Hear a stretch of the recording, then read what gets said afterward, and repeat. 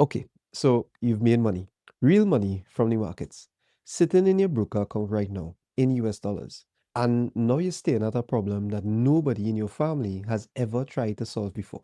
How do I actually get this money? How does it go from a number on a screen at a broker in Cyprus or the UK to my bank account in Trinidad, Jamaica, or Barbados? This is the lesson that separates the traders who earn from the traders who keep. Because the truth is, moving money internationally is a skill. And if you do get it wrong, you lose a percentage on every single withdrawal for the rest of your career. But more than that, if you rely on the wrong method, you can find yourself completely locked out of your own money. Not because you did anything wrong, not because the broker did anything wrong, but because of a decision made by a bank you have been a customer of for 20 plus years with no warning and no recourse.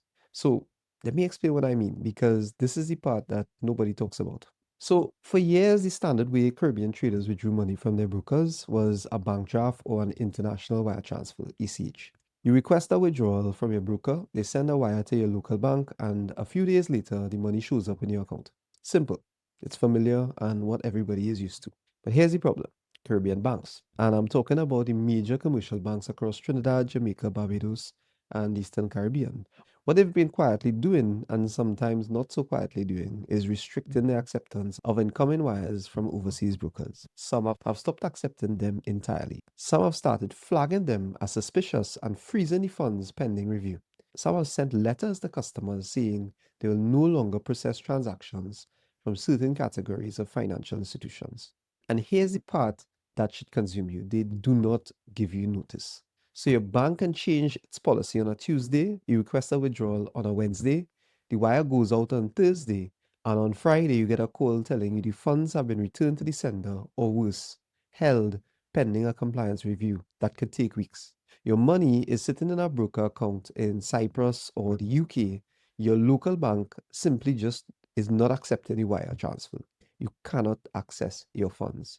You have done nothing wrong, and there's no hotline to call to fix it. I've seen this happen to traders before.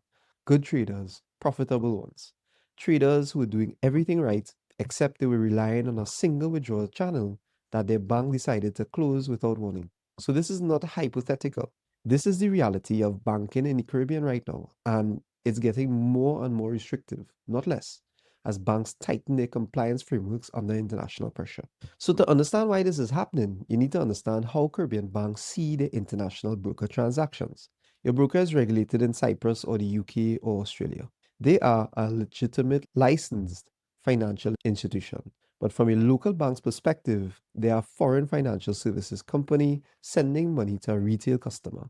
And that pattern matches the profile of a lot of things banks are trained to be suspicious of. Under international anti-money laundering frameworks, banks are required to apply enhanced due diligence to transactions that come from certain categories of counterparties. So forex brokers, CFD platforms, and online trading companies often fall into high-risk categories in these frameworks. So the bank is not necessarily saying your broker is fraudulent.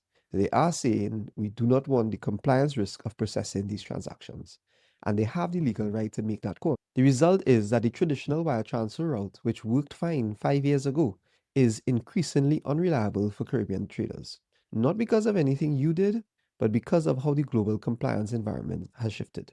So that is exactly why we teach the two-pipeline approach. Not because the traditional banking route is illegal or wrong, not because there's anything wrong with wire transfers in principle, but because relying on a channel that a bank can close without notice, and has been closing, is not how a professional runs their financial infrastructure.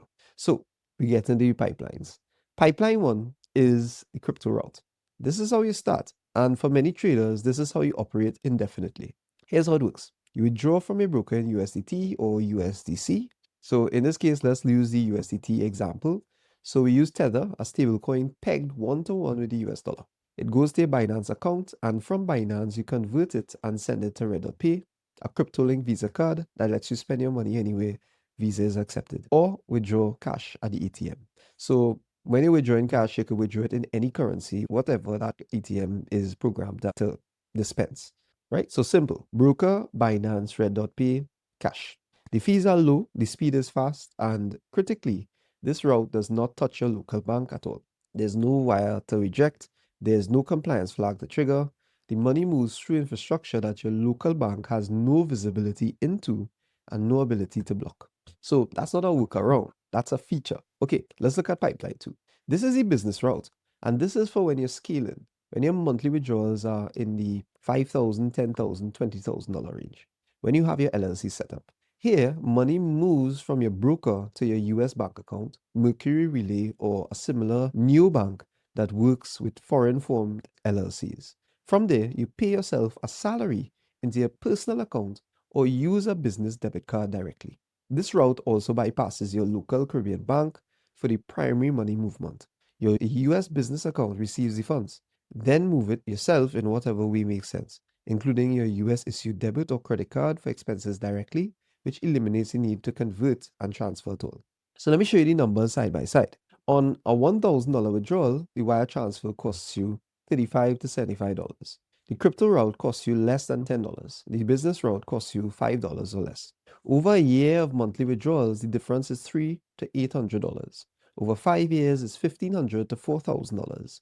And that's before you account for the cost of a single rejected wire, the stress, the delay, the potential compliance hold on your funds. The math is just not close.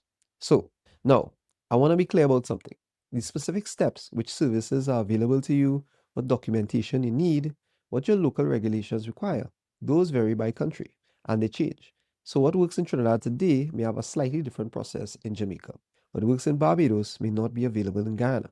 And regulations around crypto and foreign exchange are evolving constantly. This is why your mentor will work through the specific step for your country in your one-on-one session. What I want you to leave this lesson understanding is the architecture, the shape of how money moves, and why the methods we teach are designed to give you control that the traditional banking route simply doesn't. One more thing before we wrap up. Never rely on a single. I've seen traders get stuck because Binance had a temporary issue in their country. I've seen traders unable to access funds because their one payment method had a verification problem. I've seen brokers delay withdrawals for compliance reviews. The professionals have backup options. They have 2 or 3 ways to move money, and they know which one to use when the primary channel is slow. So your goal coming out of your one-on-one session is to have at least 2 functional withdrawal channels set up and tested. Not just one, 2. So here's the principle I want you to carry into your next session. Every dollar lost on necessary fees is a dollar that we could be compounding in your account. And every dollar trapped by a bank policy change is a dollar that's not working for you at all. So efficient money movement is a business skill. It takes maybe 2 hours to set up properly, and once it's set up, it runs for years without being subject to the decisions of a bank compliance officer you'll never meet. For your one-on-one, I want you to do 3 things. First, document your current money flow. Where does your money come from and where does it go? Write it all out. Second, calculate what you're currently paying in transfer fees. Add that up. The number will probably surprise you. And third, write down any questions you have about your specific country's regulations or services. Bring all of that to your next session. Your mentor will take it from there. I'll see you in the next one. Bye bye.